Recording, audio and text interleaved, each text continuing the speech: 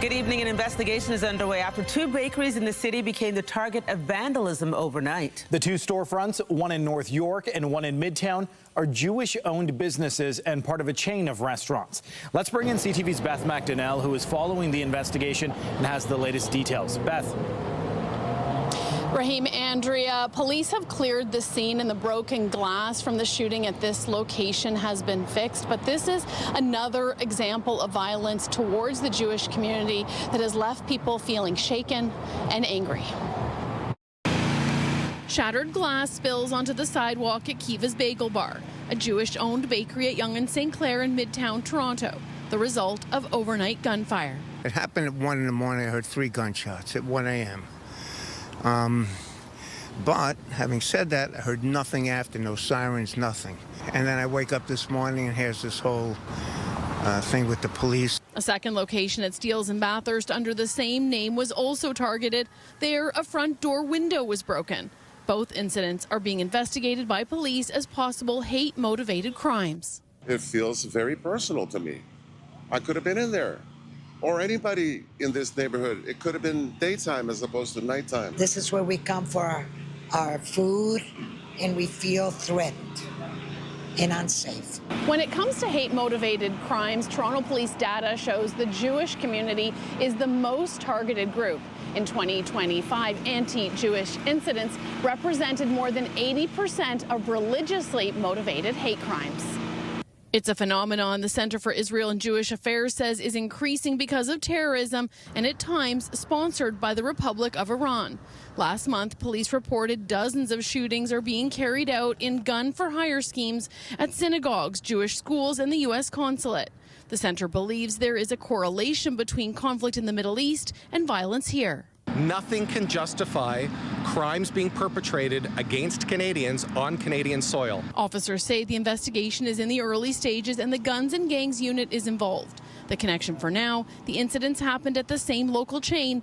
It's not clear which shop was targeted first, exactly when overnight or why, although public safety is a central focus. We're going to be increasing our police presence to conduct the investigation for what happened here.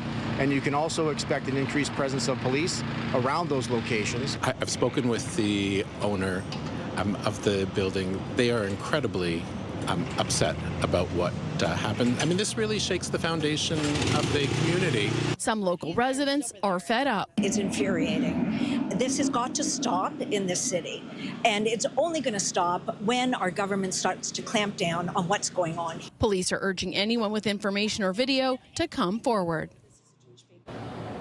I can tell you other Jewish business owners are speaking to one another. They are concerned. I can also tell you there is a lot of resolve in the community to not be intimidated. Reporting live, I'm Beth McDonnell. Raheem, back to you. Thank you, Beth. Peel police are investigating the discovery of a body early this afternoon. The discovery happened in the area of Queen Street East and Theatre Lane in Brampton around 1 this afternoon. The person was located in an area near the tracks. Police say the incident is currently being investigated as suspicious, but the circumstances surrounding the incident aren't clear at this time. Police have released pictures of two suspects in a distraction theft in Scarborough that involved the victim being sprayed with ketchup. Investigators are asking for your help identifying the man and woman in these photos. They're wanted in connection with an incident near Eglinton and Pharmacy in mid-April where an elderly victim was robbed of their money. Police previously released this footage. In it, you can see a man pull a bottle of ketchup from his jacket and spray it on a man walking with his cane who was leaving a local bank. Investigators say after he was sprayed, the woman stole the victim's money while offering to help clean his jacket. Anyone with information is asked to contact police. Well, there was quite the scene along Toronto's waterfront today, but it wasn't the sound of jets drawing attention. Instead, it was people celebrating after the federal government ruled against a proposal to expand the island airport. For now. We won! A triumphant speech echoing the power of the people. I think it's great news. I was really celebrating the first night. We need our islands. We need our clean harbor. Originally organized as a rally, this community gathering along Toronto's waterfront is now a celebration after the federal government announced Friday that it is grounding plans for a proposed expansion at Billy Bishop Airport. I'm here to thank the thousands and thousands of Torontonians that spoke with one voice. This is our waterfront, this is our island, and no jets. The decision came after 87,000 people voiced their opinion against expanding the island airport through a Transport Canada survey, citing concerns, including increased traffic, noise and air pollution, and cancelled homes. We're going to take the federal government at face value and thank them for putting an end to this proposal. The provincial government is saying that they're going to still go ahead with this. It's be sort of like me saying I have a development proposal for my neighbor's backyard. You don't own it, you can't develop it. However, the provincial government says it plans to press ahead with plans to expand Billy Bishop Island Airport. Ontario's transportation minister writing in a statement, "We look forward to continuing to work to advance the expansion of Billy Bishop Airport. As this work continues, we look forward to seeing and anticipate a plan that ensures the project protects public spaces, including the Toronto Islands, addresses potential noise and environmental impacts, expands and improves Little Norway Park, supports new housing opportunities in the area, and delivers lasting benefits for local communities." That's really concerning because the people have spoken very, very clearly. Do not destroy our waterfront, just to expand that airport so that a JP Morgan, a Wall Street bank, can make more profit because they get money off of each passenger. So the minister better think twice if he's going to do it. A sign the battle over the jets may not be over. If you are taking transit this evening, you may want to double check if your trip is affected by service changes. Because of planned construction across the GO Transit network, Lakeshore West trains are running every 30 minutes. Barrie Line trains are replaced by bus service that goes as far south as Highway 407 station. Kitchener Line trains are only running from Mount Dennis to Mount Pleasant, with replacement buses further out. That also means no service on the Up Express, with GO buses running direct to Pearson instead. For its part, the TTC's latest round of seasonal service adjustments take effect today. The changes mostly mean the scaling back of additional service on buses and streetcars that was in place for the FIFA World Cup. There is also a major reroute to keep in mind if you ride the Carlton streetcar. The city will be carrying out sewer and track work between Bay and Church. So starting tonight, streetcars will reroute via Dundas. A replacement bus will run between Spadina Station and Broadview and Gerrard. Transit officers here in the city now have the authority to arrest people for possessing drugs. It's a test case for other cities across the country, dealing with increased cases of drug use and violence on transit systems. CTV's Kamal Kermali reports. In the middle of those busy morning commutes, through the rush of transit passengers, the problem of drug addiction weighing on the city of Toronto is hard to miss. Obviously, the situation is visible and it's bad. Earlier this year, Ontario announced it'll give transit officers new powers, the rare authority to issue tickets and arrest passengers for possession of illegal drugs. The new provincial regulation appearing to move forward in full force here in Ontario, now being watched closely by other provinces who are also dealing with surging cases of drug use on their public transit systems. In Edmonton, cases of violence and drug use on transit are escalating, with the city now exploring all options to curb it. The recent move by the Ontario government is something that we're watching extremely closely on the municipal level here in Alberta. On one hand, I can see it could expedite taking care of issues on transit. But on the flip side, I have more questions than answers. Some of those questions involve whether special constables will receive the appropriate training. The Toronto Transit Commission said that's exactly what it's working on. Less enforcement on public transit? But that's not good enough for some transit riders who believe the move risks targeting vulnerable people. We're very concerned that this will lead to racial profiling, criminalization of poverty, and just generally more people being targeted. Instead, pushing the province to put more resources into addiction treatment. There's no evidence to show that a law enforcement is the way to deal successfully with people in crisis. In Vancouver, the only Canadian city that has a dedicated police force for transit, but is still dealing with open drug use on its transit network. Local politicians still believe in their approach and that Ontario is on the right track. If that's the approach that Toronto's taking, I think it makes sense, and I'm surprised actually that they didn't have something like that in place already. With transit bodies across Ontario continuing to roll out the new measures this summer. Kamal Karamali, CTV News, Toronto. Police in Thunder Bay have arrested an inmate accused of escaping from the city's correctional center. Officers located 65-year-old Anthony Patrick Frizzell at around 1:30 a.m. Saturday. On Friday afternoon, they began investigating after a report from a facility and issued a warning to drivers in the area not to pick up any hitchhikers. Local police say OPP helped with the investigation, but there's no word on where Frizzell was captured, when he escaped, or how he left the correctional facility. We'll have more news in a moment, but first here's a live look at Nathan Phillips Square, where Canada's largest Pan-American festival is taking place. It's music, folklore, cuisine, and culture, and it's going on a Sunday evening. Let's take a look at the satellite radar, because conditions are quite nice in the GTA. You can see some activity in other parts of southwestern Ontario, but for the most part here in Toronto, we escaped what we thought would be some showers earlier today, although there were some ominous clouds at certain points in the afternoon. Current winds 19 kilometers per hour in Toronto, just 7 kilometers per hour out in Peterborough. Temperatures 25 degrees in Orangeville, still feeling like 32 up in Muskoka, feeling like 33 in Ottawa. At the islands right now, plenty of sunshine, 25 degrees. Pearson Airport, a touch warmer. Tonight, our overnight low, 19 degrees and a light wind. It's going to be a beautiful night. We are scheduled to get a fair amount of precipitation over the next 48 hours. We'll have all those details coming up.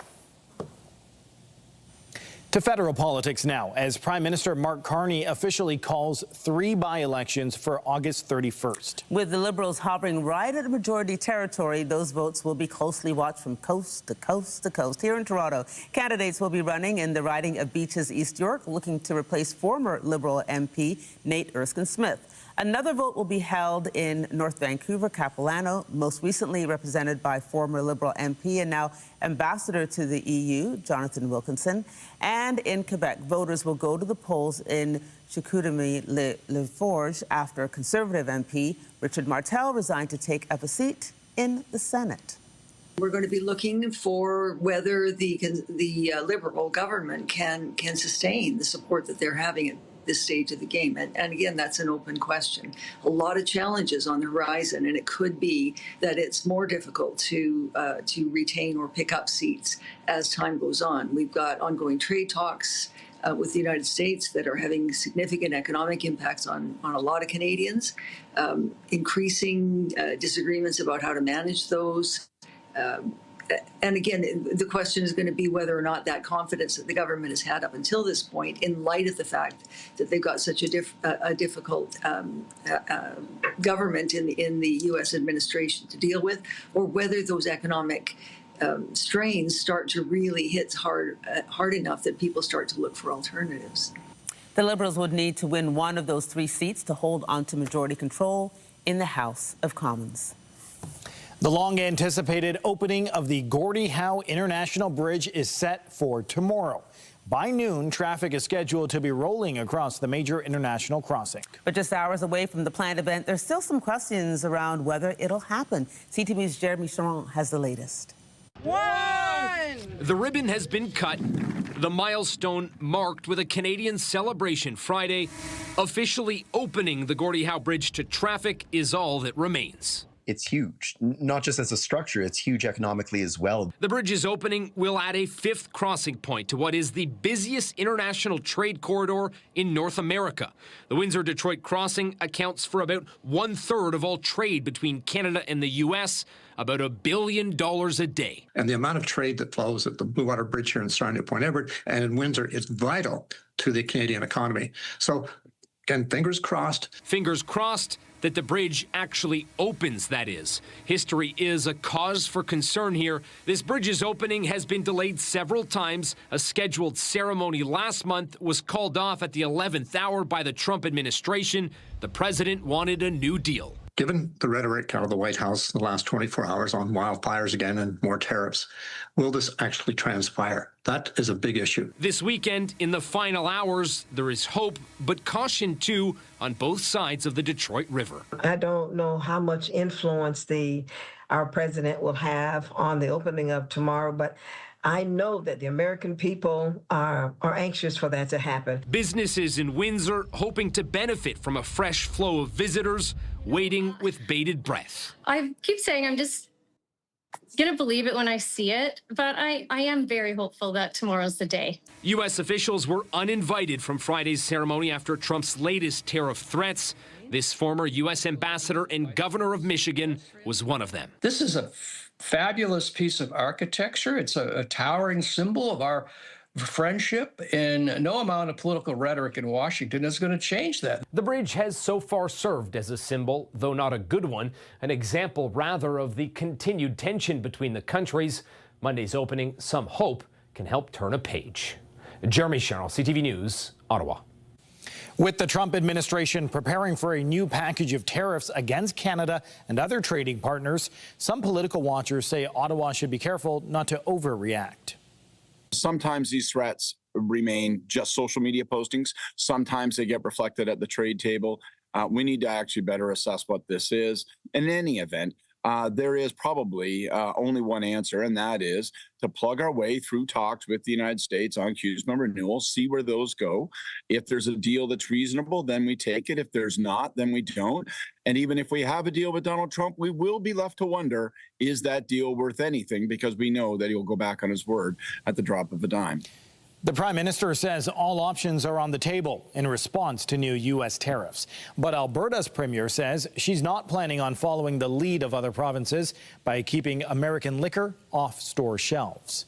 Danielle Smith says instead of retaliating, she'll leave it up to retailers and consumers to decide what they want to buy. Several provinces stopped buying American liquor last year, but Alberta and Saskatchewan reversed course after a few months.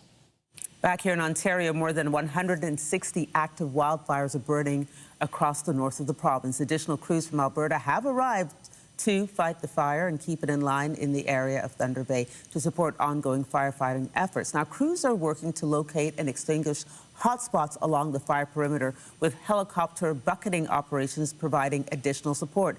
Crews continue to build hose lines and patrol the area for any signs of fire activity.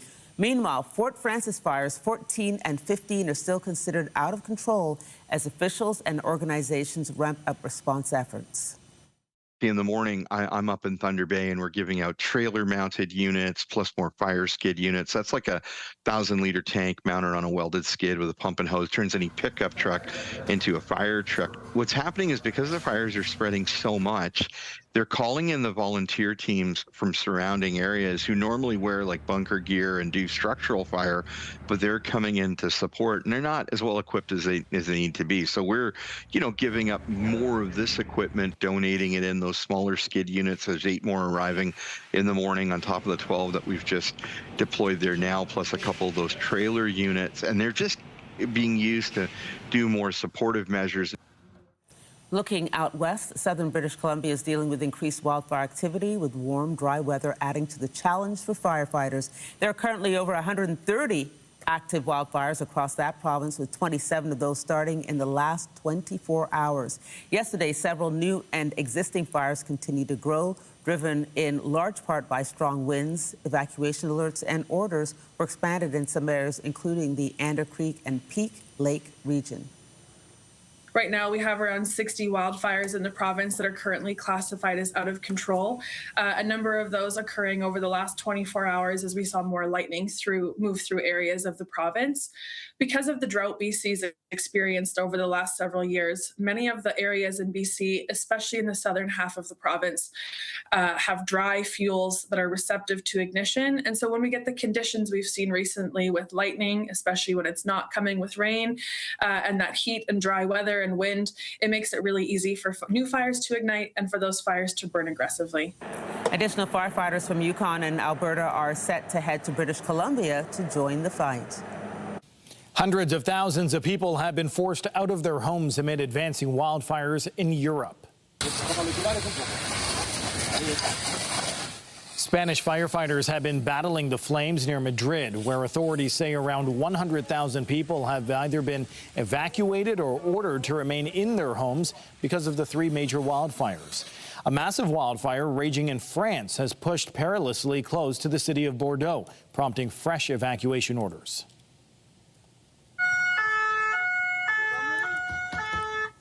And authorities were seen going door to door in an effort to evacuate 55,000 people on Saturday alone. This brings the total forced out of their homes to over 200,000 in the region. Since the start of summer, European countries have been battling an unprecedented wave of forest fires, with more than usual land burned, according to forest fire data. We are already prepared 37 countries to work together, to train together, and to reinforce each other when there is an issue. And this is coordinated by the European Union. And in this case, for example, France requested for assistance. They said, okay, I would need some support from aerial resources. And in our case, 6 countries have already provided assistance. We have Sweden, we have Portugal, we have Czech Republic, we have Slovakia, we have Germany, we have Croatia. They came with helicopters, with planes to support the French authority and the French colleagues. So in fact, when there is a request like this, when there is a big event like this, we can activate this mechanism. Operations are financed also by the European Commission. Officials say those firefighting resources are requested by the countries themselves. German Chancellor Friedrich Merz attended a church service today for the victims of a car attack at a Pride festival in Berlin. Officials say 1 woman was killed and 29 others injured. Merz laid down a flower before attending the service. It followed an intense manhunt. Police say they shot and killed the suspect in yesterday's attack at the Pride Festival. Officials have classified the incident as a terrorist attack with the suspect linked to Islamic radicalism. In a somber vigil, hundreds of people gathered at a public square in Berlin this afternoon. People were seen carrying pride flags and messages of condolence and support. Prime Minister Mark Carney said this morning Pride is a celebration of every person's right to live openly and authentically. The attack at the Christopher Street Day Festival in Berlin is horrific. No one should face hatred or violence because of who they are or who they love.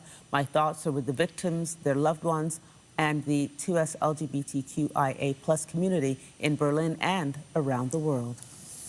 After 2 weeks of trading lethal strikes back and forth, there appears to be a pause in hostilities between the United States and Iran. U.S. Ambassador to the United States Mike Waltz says U.S. President Donald Trump has paused the attacks to allow more room for diplomacy. He's giving talk some space. He's giving it a little bit of room. We've had both Oman and Iran and a number of our other negotiators engaged at every level, from the most senior levels all the way down to the technical level over the past few weeks, and particularly in the past few days. For the second straight night, no direct U.S. strikes on Iran and no Iranian attacks on U.S. bases in the Middle East. Democrats say the Trump administration should be looking for a way out of the conflict entirely. I don't see a clear strategy, and there's never been a clear strategy. We should never have gotten into this senseless war, and we should end it now. I'm glad that they're not going to unload again with a big military strike. That would just drag us more deeply into this conflict, a conflict that we should be getting out of, not getting deeper into. While fighting has cooled between the U.S. and Iran, another front is heating up. Yemen's Houthi rebels claimed to down a Saudi drone over the country's north today. The rebels, backed by Iran, say they also fired missiles and drones at oil operations at a Saudi port in response to Saudi airstrikes on Yemen's strategic Red Sea city of Hodeidah. The claim marks an escalation over vital Middle East shipping routes as the U.S. and Iran seek control over the Strait of Hormuz. Palestinian officials say an Israeli airstrike has killed a senior Hamas security official along with the military operative. The Hamas-run Interior Ministry says the strike killed the head of its security service in central Gaza, along with a senior military official as they traveled in a vehicle. The Israeli military confirmed it carried out a strike targeting a Hamas militant, but provided no further details. Hamas says attacks on its police force are aimed at creating chaos in Gaza and violate the U.S.-brokered October ceasefire. Israel says it has targeted dozens of members of the Hamas-led police force in recent months. Meanwhile, Palestinians in the occupied West Bank are assessing the damage after a mosque was torched. They're accusing Israeli settlers of carrying out the act, following clashes that left 4 Palestinians and 2 Israeli soldiers dead. The beaches of Normandy, where Allied forces landed on D-Day in 1944, have been named a UNESCO World Heritage Site. The United Nations agency says the beaches represent a unique cultural landscape shaped by the events of that fateful day and the generations of remembrance that followed. With world leaders from the U.S., Britain, Canada, and France regularly gathering there to mark the historic invasion, the D-Day landings became a turning point in the fight against Nazi Germany and the liberation of Europe during the Second World War. Ernest Hemingway lookalikes hit the streets of Key West for the 45th annual Running of the Bulls.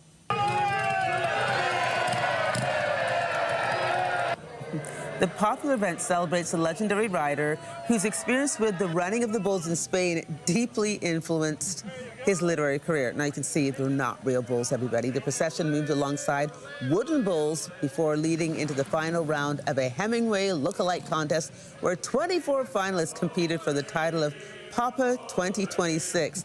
That title's based on an old nickname for the author. Coming up, keeping the Carnival tradition alive, how one woman prepares for the upcoming Caribbean Carnival, passing along her love for playing mass to the next generation.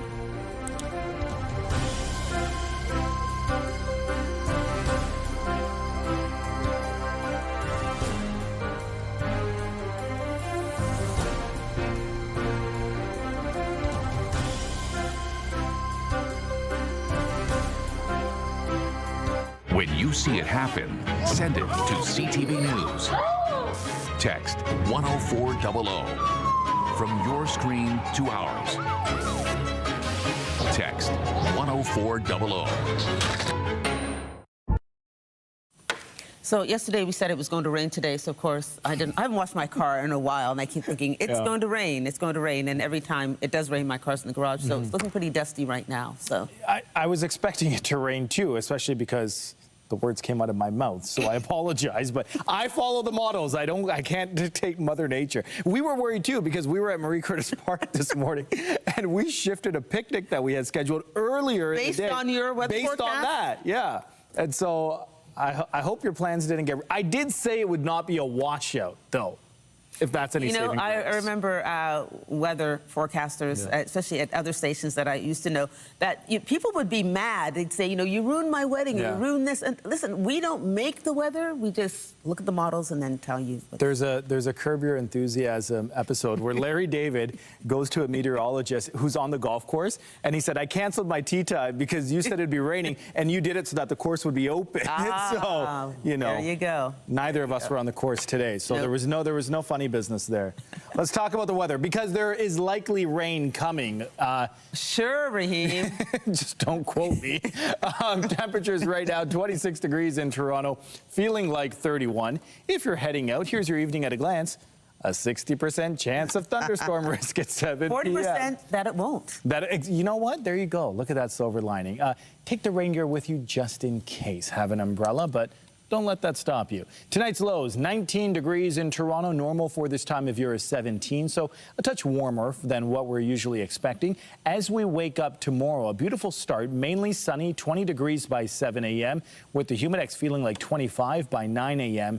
Our daytime high will be 28 degrees tomorrow, feeling like 33. You can see a lot of places in southwestern Ontario. In fact, just about everyone will be feeling into the 30s with the humidex, but you see those icons there. It does look like there may be some precipitation. Even right now, look, Sunday, 6:30 p.m.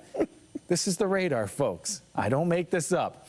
As we get it going, the overnight hours are night. Monday, yes. So you saw some green and some yellows and oranges. Monday, we could see some showers. This is what it may look like at around 5 p.m. We continue through the model, and even on Tuesday, right around there, Tuesday around 1:30, Peterborough, Ottawa, Parry Sound, even potentially some scattered showers in Toronto, and then the system makes its way out by Tuesday evening. So a quick look at your 7-day forecast. Chance of thunder showers on Monday as well as showers on Tuesday. Those percentages of 70 and 60% respectively drop to 30% by Wednesday. Temperature is very comfortable, mid to high 20s, along with a little bit of humidex feeling into the early 30s.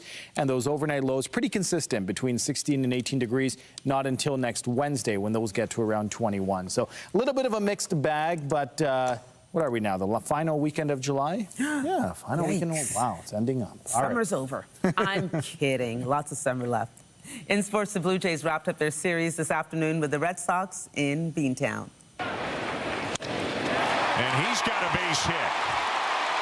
Into right center, 2 runs will come in to score, and the Red Sox lead 3-0. Boo. Already down 1, the Jays gave up this 2-run single in the 4th inning. As the Red Sox padded their lead, they went on to win the series decider 6-1. Kevin Gausman gave up 5 hits on the mound in 6 innings of work with 6 strikeouts. The Jays now travel to Washington, D.C. to open a series with the Nationals tomorrow night. Well, the finale to the Toronto Caribbean Carnival is happening this Saturday, meaning next week Saturday. Are you hosting? I'm hosting with Jessica Smith, yeah. Fantastic. Breaking news, everybody. Revelers will take in the sights and sounds of the Caribbean culture as the Grand Parade takes over the lakeshore. And for one lifelong enthusiast, Carnival is more than colorful costumes and music. It's a family legacy. CTV's Carol Charles has their story.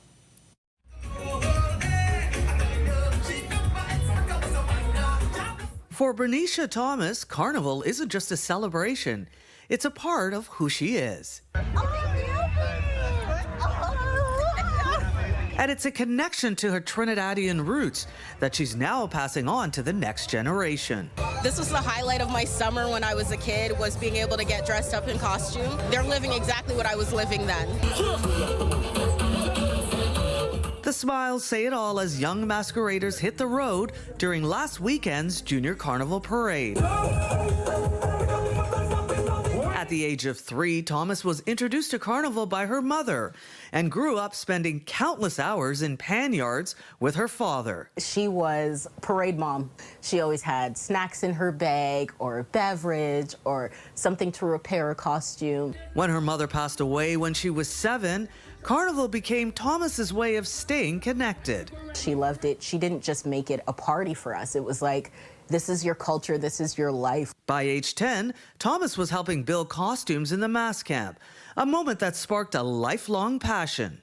I'd watch, and if it looked like something that I could reproduce or recreate, then I would say, hey, can I help you with that? Over the past 33 years, Thomas went from masquerader to volunteer, and now shares that same experience with her own children. But Thomas says there's one thing missing. Many young people enjoy Carnival without knowing its history. Carnival, created in Trinidad and Tobago in the late 1700s, was a defiant act, a call for freedom using their own music, dance, and self-made costumes and instruments to celebrate their culture, while their enslavers held their own and very separate celebrations. It was an act of resistance. It was you don't have to invite us to your party, because we can have our own. Thomas is part of Carnival Nations. The theme this year is celebrating the teams in the World Cup. Her section, Qatar. The colors associated with Qatar's flag. The maroon, for example, represents the bloodshed of their past conflicts. The white band represents peace. And that's relatable when I think about the history of Carnival. To help preserve that history, Thomas founded the Junior Jump Up Company, teaching children ages 2 to 18 about the culture, artistry, and history behind Mass, while helping bands with planning and logistics. We are 1 or 2 generations removed from that art being lost, because the cultural connection being kind of overrun by the party connection is going to lose the recipes of how to build Mass. Looking ahead, Bernicia hopes to bring Carnival education into schools through volunteer opportunities, arts programming, and fashion design competitions. Carol Charles, CTV News. A new study suggests you may want to pour yourself another cup. Don't ask me twice. After the break, we'll have more on the findings that say more coffee may actually help with heart health. I'm Adrian Gobriel, tomorrow on CTV National News. The crisis in Canada's hospitals leading to an ER exodus. They're carrying the burden of healthcare. The shocking number of doctors leaving the front lines and why. Tomorrow on CTV National News and ctvnews.ca.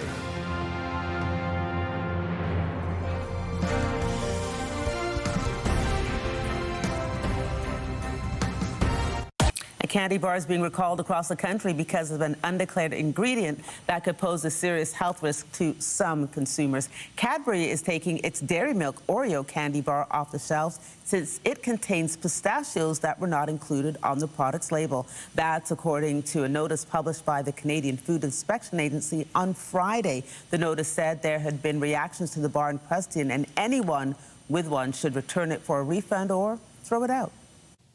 U.S. health officials have included 4 more states to a parasite outbreak. Cyclospora has been tied to shredded lettuce imported from Mexico. Cases have been reported in dozens of states, with Illinois, Kansas, Oklahoma, and Pennsylvania now on the list. Recent drownings in Manitoba have safety advocates reminding people to be careful around lakes and rivers, especially in the summer season. CTV's Alex Carpa with tips to stay safe. 2 young boys went missing last weekend after they were reportedly swept into rapids at Sturgeon Falls in Manitoba's Whiteshell Provincial Park on Saturday, prompting a search and rescue operation. The 10-year-old had slipped on the rocks that had entered the water, and instinctively the 13-year-old went in to try and retrieve him. The next day, an 18-year-old from Winnipeg drowned while swimming at a gravel pit in southeastern Manitoba. Police say he disappeared beneath the surface after attempting to swim across the pit with friends. The recent drownings here in Manitoba have renewed calls from water safety advocates for people to take extra precautions around lakes, rivers, and other waterways during the summer months. Things happen quickly. Lynn Stefanchuk says every drowning is a heartbreaking reminder of how quickly a day at the water can turn tragic. It just breaks our hearts all together that families have to go through this. The Life Saving Society says over 400 Canadians die in preventable water-related incidents every year. Stefanchuk says awareness, preparation, and wearing a properly fitted life jacket can make all the difference. Knowing how to swim is such a huge line of defense in keeping yourself safe in the water. This message comes during National Drowning Prevention Week. Eric Labapa says staying safe starts with making smart decisions before getting in or near the water. In addition to life jackets, being sober in and around water is another big one, but situational awareness. Have everyone prepared, especially our young persons and our non-swimmers, to be aware and respect the water, because it doesn't take much water at all to drown in. The Life Saving Society also recommends making a safety plan before heading out, packing life jackets and first aid supplies, and ensuring everyone has basic swimming and life-saving skills. Alex Carper, CTV News, Gimli, Manitoba. I'm a tea drinker, so attention, Raheem. Coffee drinkers have reason to celebrate this weekend. The American Heart Association says people can probably drink more than they already do. Love it. And as CTV's Michael Serapio says, there could be some health benefits to that extra cup. Be it steamed, dripped, or just plain black, Canadians love their coffee. For Brian? Industry analysts estimate more than 70% of Canadians drink the caffeinated brew at least once a day, others more. But how much should Canadians be drinking before coffee becomes a health risk? I'm not sure, probably 1 or 2. I'd say maybe 2, because more than 2 it just sort of gives jitters. Like 3 or 4. I would say that's what I drink every day. Well, for coffee lovers, some good news from the American Heart Association, which said this past week when it comes to cardiovascular health, up to 5 cups of coffee a day is safe for most adults. Oh, really? I didn't know that. And it's not just safe, it could also be beneficial. It appears that the risks of things like heart attack, stroke, and diabetes in particular may, if anything, be actually lower among those that consume caffeinated coffee. That said, what is safe is very individual, based on metabolism, general health, and other factors. And this guideline is only for coffee. Those data should not be extrapolated to energy drinks. Health Canada's guidelines are different, saying for adults the maximum daily intake should be no more than 400 milligrams or 4 cups. For women who are pregnant, trying to get pregnant, or breastfeeding, 300 milligrams or 3 cups. Now, the American guideline does not suggest to drink coffee if you don't already, but if you do, you have reason now to justify a 5th cup. Michael Serapio, CTV News, Ottawa. Welcome back to CTV. Michael Serapio. Well, The Odyssey is the biggest blockbuster of the summer so far. The epic is meant to be watched in a very specific film format, but there are only very few theaters that can show it. CTV's Alison Bamford tells us one happens to be in Saskatchewan. Film has to go in the projector upside down. A winding maze of film, threaded, then inspected before every screening. I'm going to triple check my work and make sure that everything's where it's supposed to be. Ryan Halota is getting ready for the first run of the day of Christopher Nolan's The Odyssey. After years of war. The mythic action-adventure was shot in a way that's never been done before, using brand new technology. It's the very first feature-length movie that was shot from start to finish, every scene with an IMAX film camera. Regina's Kramer IMAX Theatre at the Saskatchewan Science Centre is one of only 9 theatres in Canada and 41 worldwide, screening the movie in 70mm IMAX. This really is that format that Mr. Nolan intended his movie to be seen in. The movie is nearly 3 hours long and is projected from this print of film, which weighs over 600 pounds and all stretched out would be more than 17 kilometers long. But it's what's on the screen that's packing people into IMAX theaters. Massive screen, better sound. It makes for a lot better experience than a regular theater, I think. I tried getting a screening earlier, but they were all selling out. Bob Parker drove an hour from Moose Jaw just to see it. I read the Odyssey back in when I was in university, and I know it's a great story, and we just thought to see it all on the big screen would be, I think, really worth coming. The Regina Theatre has hosted viewers from Manitoba, Ontario, BC, and the United States, as far away as Texas. People making their own real-life Odyssey just to see the film. Essentially, every show has been sold out. Screenings have been extended into late August, and Halota doesn't expect demand to die down for this year's summer blockbuster. Alison Bamford, CTV News, Regina.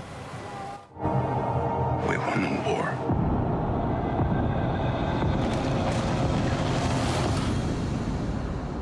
Help me go home.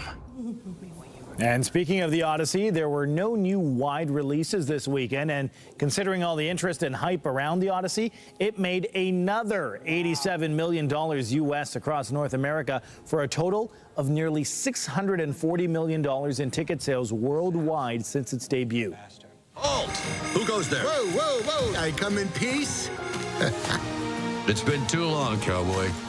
And sticking with the box office milestones, Disney and Pixar's Toy Story has surpassed $1 billion US at the global box office. It now ranks as the highest grossing movie release of 2026 to date. It leads a crowded field, with Variety reporting this year is on track to see the most billion-dollar blockbusters for any year since the pandemic. After the break, they were testing their limits on the lakeshore, on the roads. The annual triathlon took place down by the water this morning. More on it just ahead.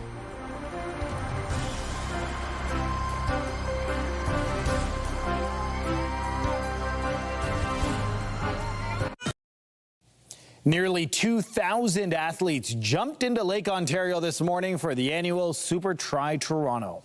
The race, formerly known as Toronto Triathlon Festival, is now in its 13th year.